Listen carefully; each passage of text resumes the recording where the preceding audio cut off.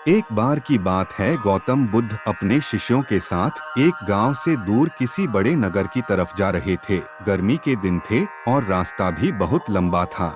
गौतम बुद्ध अपने शिष्यों सहित बहुत देर से चल रहे थे, जिस वजह से उन्हें बहुत प्यास लगती है। वहां से कुछ ही दूरी पर बरगद के वृक्ष की एक घनी छाव थी। सभी लोग उस वृक्ष के पास पहुंच जाते हैं। महात्मा बुद्ध अपने शिष्यों सहित वृक्ष की घनी छाया के नीचे विश्राम करने लगते हैं। बहुत देर से चलने की वजह से सभी का गला प्यास से सूख रहा था। यह बात बुद्ध जानते थे। बुद्ध ने अपने एक शिष्य को कहा, आप इस बरगद की छाया से 20 कदम दूर जाकर बरगद की 2 बार परिक्रमा करके वापस आओ। शिष्य वैसा ही करता है जैसा बुद्ध ने बताया। परिक्रमा के बाद जब शिष्य महात्मा बुद्ध के पास आया तो बुद्ध बोले कि क्या आपको किसी ठंडी हवा का अनुभव हुआ था? शिष्य बोला, हाँ महात्मा बुद्ध, उस उत्तर दिशा की तरफ से मुझे कुछ ठंडी हवा का अनुभव हुआ था। शिष्य की यह बात सुन महात्मा बुद्ध शिष्य से तुरंत बोले कि उसी दिशा में चले जाओ, जरूर वहाँ से कुछ ही दूर पर एक तालाब अवश्य मिलेगा। उस तालाब से सबके लिए पानी ले आओ। शिष्य उसी दिशा में जब कुछ दूर जाता है तो वहाँ सच में एक तालाब होता है। तालाब देख शिष्य बहुत प्रसन्न होता है और तालाब के निकट जाकर जैसे ही तालाब से पानी भरने वाला होता है, तभी शिष्य की नजर वहाँ दूर तालाब में कपड़े धो रही कुछ स्त्रियों पर जाती है।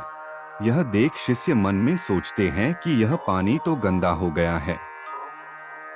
लेकिन जब शिष्य ध्यान से तालाब के पानी को देखता है कि अभी भी तालाब का कुछ पानी साफ है, इतने में 2 बैलगाड़ी जोर से तालाब के किनारे से होती हुई निकल जाती है। बैलगाड़ी के पहिए तालाब की मिट्टी के ऊपर इतनी जोर से निकलते हैं कि तालाब के नीचे बैठी बहुत सारी मिट्टी तालाब के ऊपर आ जाती है, जिस वजह से तालाब का बचा हुआ पानी भी गंदा हो जाता है। यह देख शिष्य बिना पानी लिए क्रोध में महात्मा बुद्ध के पास वापस चला जाता है। शिष्य बड़े ही निराशा भाव से महात्मा बुद्ध को सब बात बताता है।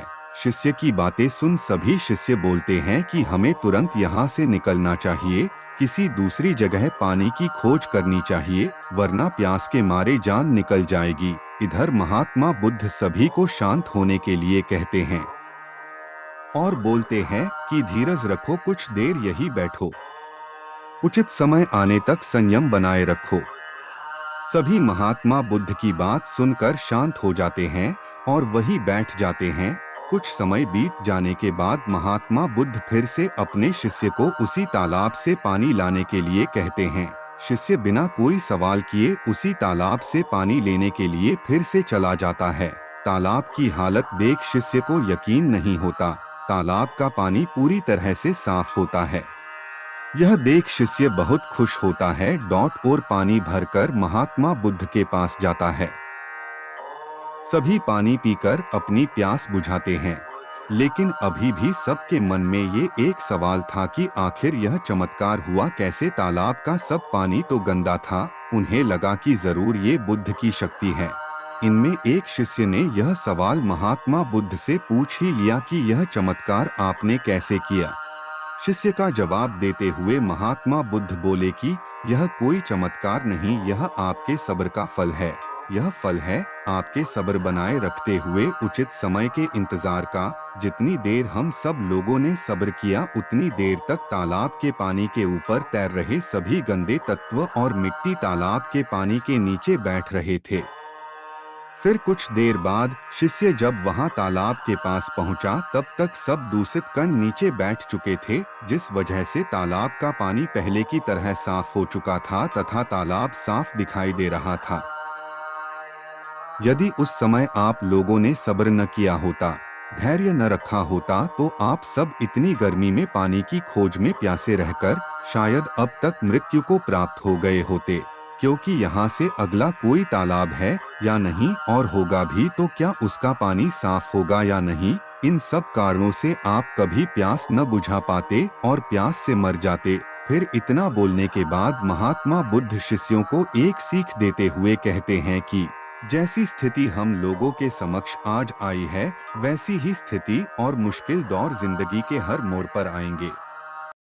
तब उस समय भी आपको ऐसे ही संयम बनाए रखना होगा और अपने विवेक से काम लेते हुए ही आपको एक उचित फैसले के साथ सही नतीजे पर पहुंचना होगा। हर मुश्किल दौर में सब्र रखते हुए ऐसे ही शांत मन से ही कोई फैसला लेना चाहिए जिसका आपके और दूसरों के लिए अच्छा हो, क्योंकि ऐसी स्थितियों में लोग अक्सर गुस्से में आकर अपना सब्र खो देते हैं और गुस्से तथा जल्दबाजी में गलत काम और फैसला कर बैठते हैं, जिसका बुरा परिणाम उनको भविष्य में देखने को मिलता है, जिसमें खुद का नुकसान अधिक होता है। कुछ परिस्थितियां जीवन में ऐसी होती है जहां हमें सब्र बनाए रखते हुए उचित समय का इंतजार करना होता है, लेकिन लोग अक्सर यहीं पर अपना सब्र खो देते हैं और उचित समय आने का इंतजार नहीं करते, जिस वजह से उनको आगे चलकर दुख और मुश्किलों का सामना करना पड़ता है। हमारे चैनल में बने रहने के लिए चैनल को लाइक, शेयर और सब्सक्राइब जरूर करें। धन्यवाद।